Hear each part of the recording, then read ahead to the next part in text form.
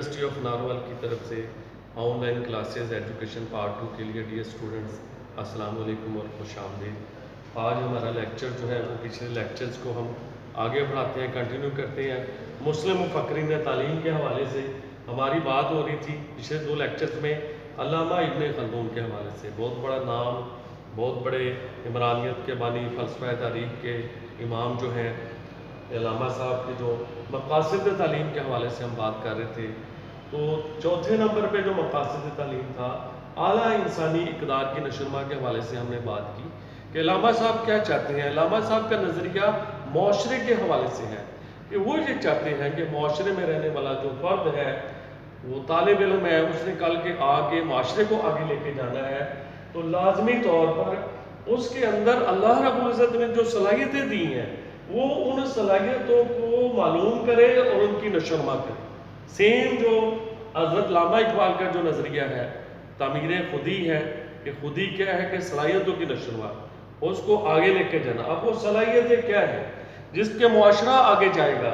وہ ہر انسان کے اندر غیرت ہے، حمیت ہے، خودداری ہے، انا ہے، سچائی ہے، انصاف ہے، رواداری ہے، یہ ساری چیز ایک دوسرے کے ساتھ تعاون کرنا، یہ ساری چیزیں علامہ ابن خلدون کہتے ہیں کہ یہ اعلیٰ انسانی اقدار کی نشوونما ہے جو کسی معاشرے کو قائم رکھتی ہے اور اس کو آگے لے کے جاتی ہے۔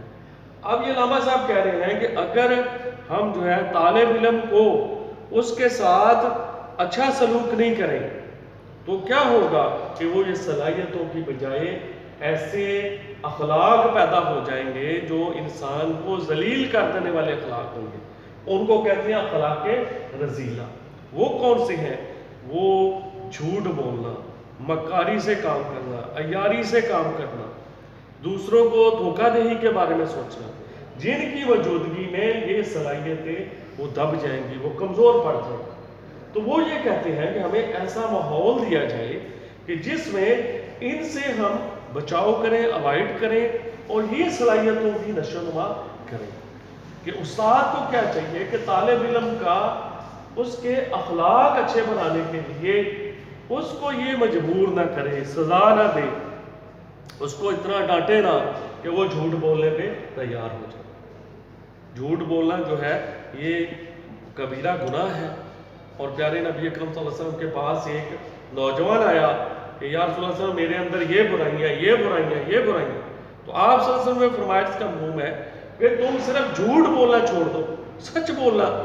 اب وہ سچائی کی برکت سے جب وہ کوئی برے کام کا وہ ارادہ کہ اس نے کہا بھی میں نے نبی اکرم صلی اللہ علیہ وسلم سے وہ بتانا ہے تو بڑی شرم آئے گی، تو یہ ساری برائیاں اس سے چھوٹ گئیں۔ تو اسی طرح انسان کے اندر یہ اعلیٰ صفات آ جائیں گی۔ نمبر 5 ہے جی غور و فکر کی صلاحیت کی نشوونما۔ علامہ ابن خلدون کے مطابق ہر انسان کے اندر پیدائشی طور پر، فطری طور پر انسان کا جو بشری تقاضا ہے اس کی سرشت میں ہے، اس کی پیدائش میں ہے کہ اللہ رب العزت نے اس کو تجسس والا ذہن دے کر بھیجا ہے۔ وہ کیوریس ہوتا ہے، اس کے اندر کیوریسٹی ہے، وہ ماحول کے بارے میں غور و فکر کرنا چاہتا ہے کہ یہ کیا ہے، کیوں ہے، کیسے ہے۔ تو یہ جو وہ چیزیں اس کی نشوونما کی جائے یہ صلاحیتوں کی، کہ یہ غور و فکر کرنے کی اس کو عادت پڑے۔ اب غور و فکر جب کرنے کی عادت پڑے گی تو کیا کرے گا؟ وہ عمرانی زندگی کا آغاز کرے گا۔ جو سوشل لائف ہے، جو اچھی سوشل لائف ہے، اس کے بارے میں غور و فکر کرے گا۔ اس کے معاملات کو سلجھانے کے لیے جو تکلیفیں آئیں گی ان کو رکاوٹیں کرنے کے لیے غور و فکر کرے گا، اور وہ حقیقت اصلیہ کے بارے میں بھی غور و فکر کرے گا۔ پھر اس کو پتہ چلے گا اللہ رب العزت نے جو انسان کو، جو شرف انسانی انسان کا وہ عقلی غور و فکر کے ساتھ ہے جو اللہ رب العزت نے اس کو غور و فکر کے لیے دیا ہے، اور اگر وہ غور و فکر نہیں کرتا تو وہ حیوان کی طرح ہے۔ اللہ رب العزت نے یہ غور و فکر کی صلاحیتوں کے بارے میں اللہ رب العزت نے قرآن پاک میں جگہ جگہ فرمایا کہ اللہ کے بندے وہ ہیں جو اللہ کی کائنات میں غور و فکر کرتے ہیں، اللہ کو وہ پسند ہے۔ سورہ انعام کے اندر اللہ رب العزت فرما رہے ہیں کہ جن کو اللہ پاک نے ذہن دیا ہے، دل دیا ہے، آنکھیں دی ہیں، کان دیے ہیں، لیکن وہ ان کو استعمال نہیں کرتے، وہ غور و فکر نہیں کرتے. تو اللہ رب العزت نے کہا ہے کہ وہ کیا ہے؟ وہ چوپائے ہیں. اللہ پاک نے کہا نہیں، وہ چوپائے بھی نہیں ہے، وہ جانور بھی نہیں ہے، وہ جانوروں سے بدتر ہے. اس کا مطلب یہی ہے کہ علامہ صاحب چاہتے ہیں کہ اللہ رب العزت نے ہمیں جو غور و فکر کرنے کی صلاحیتیں دی ہیں کہ ہمیں یہ فکر کرنی چاہیے. یہ جو جیسے میں بنا رہا ہوں، یہ سائن آف انٹروگیشن، یہ سوالیہ نشان ہے کہ یہ کوئی بھی چیز ہمارے سامنے آ جائے تو ہم یہ سوچیں کہ یہ کیوں ہے، کہ کیا ہے، کیوں ہے اور کیسے ہے. یہ ہمارے ذہن میں غور و فکر پیدا ہونا چاہیے. یہ علامہ صاحب یہ چاہ رہے ہیں. جو چھٹے نمبر پہ علامہ ابن خلدون کہہ رہے ہیں کہ ان مقاصد کے علاوہ بھی دوسرے مقاصد ہیں. اس میں نمبر 1 ہے علمی ملکہ پیدا کرنا. علامہ ابن خلدون وہ طالب علم چاہتے ہیں کہ وہ کمال پیدا کرے اپنی زندگی کے اندر، اپنی شخصیت کے اندر، اپنے کارناموں کے اندر، اور وہ معاشرے کے اندر وہ کمال درجے مقام تک پہنچے. وہ علمی ملکہ پیدا کرنا چاہتے ہیں. دوسرے نمبر پہ کہ ایسے طالب علم ہوں جو دنیا اور آخرت میں کامیاب ان کی زندگی ہو، ان کی دنیا بھی کامیاب ہو اور آخرت بھی کامیاب ہو. اس کو علامہ صاحب نے اس بات کو کہ جیسے ہم یہ اللہ رب العزت نے ہمیں قرآن پاک کے اندر یہ دعا بتائی ہے کہ ربنا آتینا فی الدنیا حسنۃ وفی الآخرۃ حسنۃ وقنا عذاب. اللہ رب العزت نے فرمایا ہے کہ پہلے نمبر پہ کیا ہے کہ اللہ پاک سے یہ دعا مانگتے ہیں کہ یا اللہ میری دنیا بنا دے اور پھر میری آخرت بنا دے. اللہ رب العزت نے قرآن پاک میں اس کو یہ بتایا کہ تم ہی زمین کے بھی تم ہی مالک ہو. جس طرح جنت تمہاری ہے، زمین بھی تمہاری ہے خلافت، اگر تم اللہ کے حکموں کے مطابق یہ زندگی گزارو. اب اللہ کے حکم کیا ہے کہ اپنی شخصیت کو بنانا، اپنی صلاحیتوں کو نکھارنا. جیسے اللہ کے پیارے نبی اکرم صلی اللہ علیہ وسلم کے جو احکام ہیں ان کے مطابق ہم اپنی غور و فکر کریں، ان کو مانیں، تو دنیا بھی ہماری ہے اور آخرت بھی ہماری ہے. تیسرے نمبر پہ علامہ صاحب کہہ رہے ہیں کہ علامہ صاحب نے عمرانی زندگی کیا ہے؟ معاشرے کی زندگی. عمرانیت جیسے پہلے بتایا ہے کہ یہ معاشرے کے متعلق علم ہے. تو علامہ صاحب چاہ رہے ہیں کہ تعلیم حاصل کرنے کا نچوڑ کیا ہے، اس کی پروڈکٹ کیا ہے.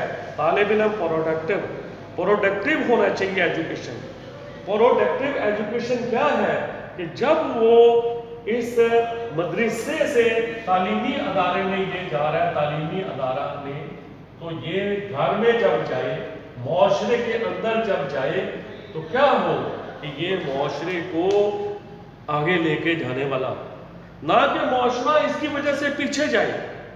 اس کے وہاں جانے سے معاشرے کے اندر بہتری پیدا ہو، اس میں بگاڑ پیدا نہ ہو. علامہ صاحب کہہ رہے ہیں کہ صحیح تعلیمی ادارے کے اندر طالب علم کی تعلیم کیا ہے کہ وہ یہ جانے وہاں کہ مجھے معاشرے کے اندر میرے کیا کام ہے، میرا مقام کیا ہے، میری ذمہ داریاں کیا ہیں، میرے مقاصد کیا ہیں، ان کے مطابق اپنے آپ کو بنائے. اس کے ساتھ علامہ صاحب کے جو مقاصد تعلیم کو حاصل کرنا ہے وہ نصاب تعلیم کے ذریعے. علامہ صاحب کس قسم کا نصاب تعلیم چاہتے ہیں؟ وہ کہتے ہیں کہ ایسا نصاب بنایا جائے کہ جس کو طالب علم کے رجحان، اس کی لائکنگ ڈس لائکنگ، پسند ناپسند کا خیال رکھا جائے، اس کی قابلیت کا سوچا جائے اور اس کی عمر کو رکھا جائے. یہ جو 3 چیزوں کی بات جو علامہ صاحب نے، یہ علامہ صاحب کا یہ دور ہے، تو یہ آپ کے دیکھیں کہ یہ جو علامہ صاحب نے 700 سال پہلے علامہ صاحب نے جن 3 چیزوں کی نشاندہی کی ہے، ابھی یہ موجودہ دور میں اس کو 3 A's کہتے ہیں. 3 A: ایج، ایپٹیچیوڈ، ایبلٹی. موجودہ دور میں جو نظام تعلیم ہے کہ آپ طالب علم کو اس کے مطابق نصاب دیں، اس کے مطابق آپ تدریس کریں. علامہ ابن خلدون نے 700 سال پہلے اس پر آغاز کیا ہے نصاب تعلیم سے. اس کے بعد علامہ صاحب نے کہا ہے کہ جو نصاب تعلیم بنائے جامع ہو، کمپریہنسو ہو، زندگی کے سارے پہلو ہوں، آخرت کے اس کے مطابق ہو. نمبر 3 تدریس کا انداز اختیار کیا علامہ صاحب. تدریج کہتے ہیں جی آہستہ آہستہ. علامہ صاحب کہتے